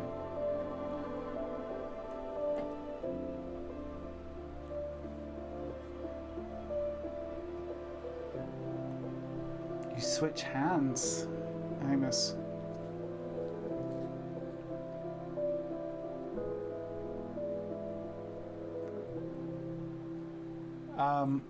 That's interesting.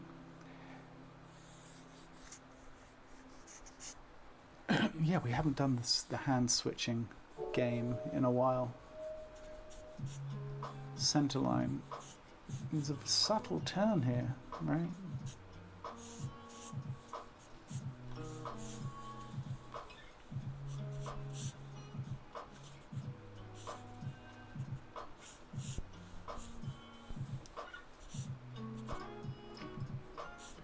This arm coming over this way.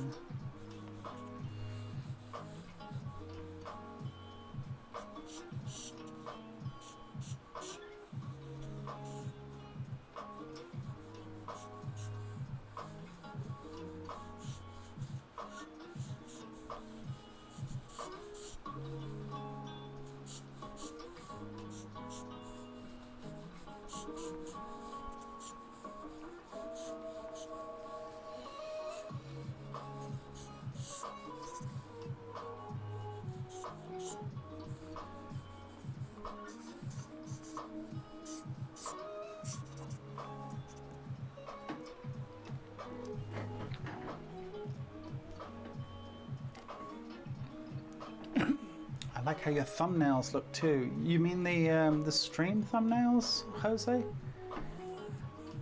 I'm actually going to be doing one of the prints in that kind of, you know, more intense red color too. I think it could be kind of fun. So that will also be available. And I think it could be even a case of, you know, you can ask for a print. Once I get established, have it so that, you know, if you don't see a print in the color that you would like it, I'll be able to accommodate that. But for first, I just need to get them up, and yeah.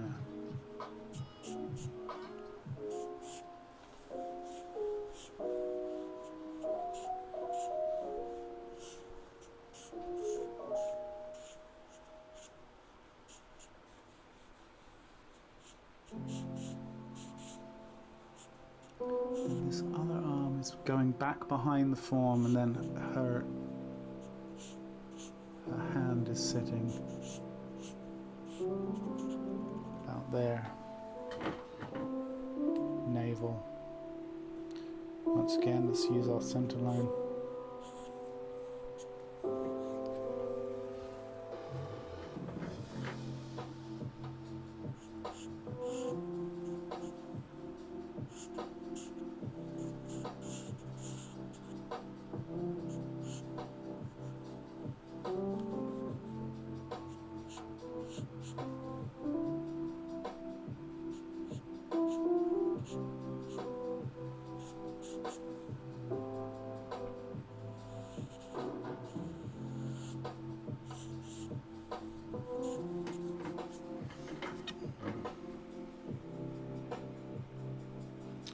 Yeah, the stream ones. Yeah, like, you know,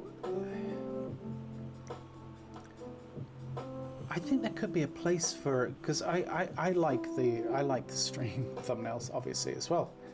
I think there could be a place for bringing that color in, because, you know, when you're doing prints, like, you know, there's really no,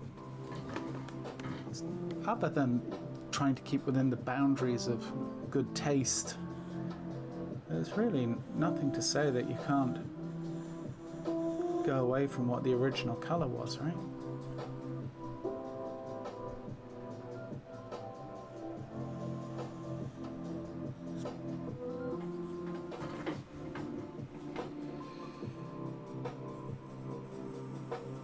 At least to be able to offer it as an option. This makes it a bit of fun.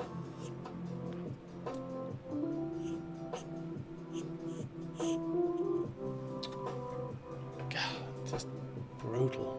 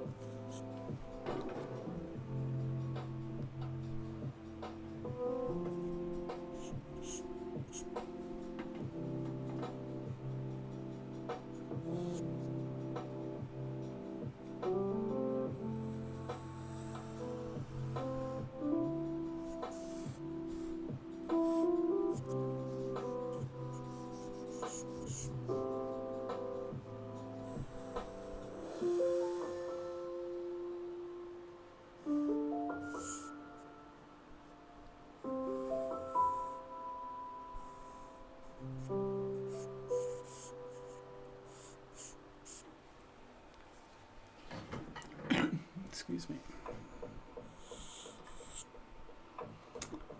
Alright, where are we at? 7 minutes.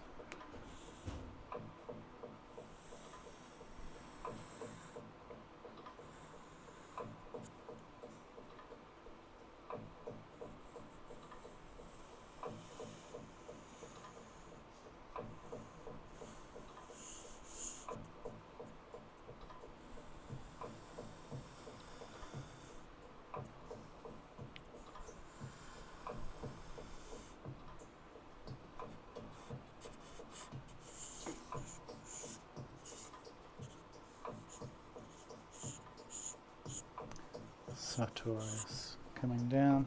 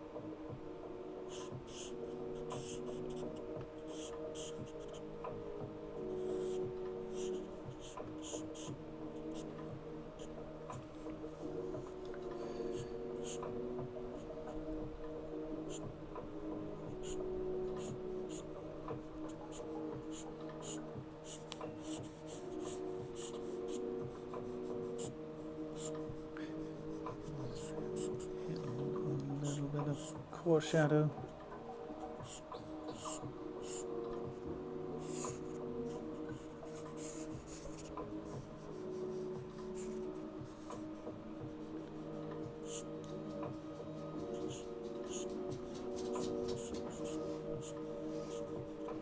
Hello.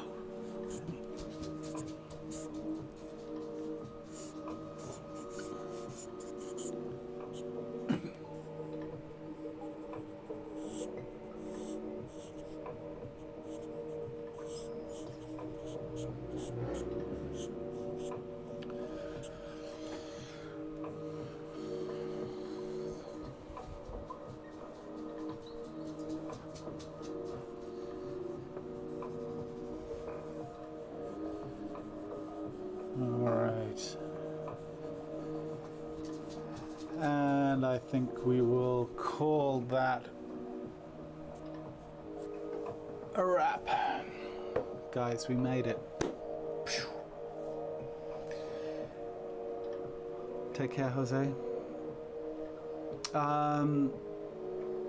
We are done. You're not a little early. You're not leaving early. You're leaving right on time, Maya. Because we're all leaving now. Guys, thanks so much for joining me. As usual, we will do this all again on possibly Monday. Let's see, maybe, fingers crossed. I will put an announcement out on Monday morning, my time, so hopefully, at least for you guys in the US, by the time you come online, that you should know whether Monday's happening. I'm hoping it will. Guys, thanks so much. Please, if you wouldn't mind, hit the like button on your way out. Much appreciated. Have a fantastic weekend wherever you are, whatever you might be doing. And most importantly, look after yourselves. I will see you all next week. All right, guys, take care. Cheers. Bye.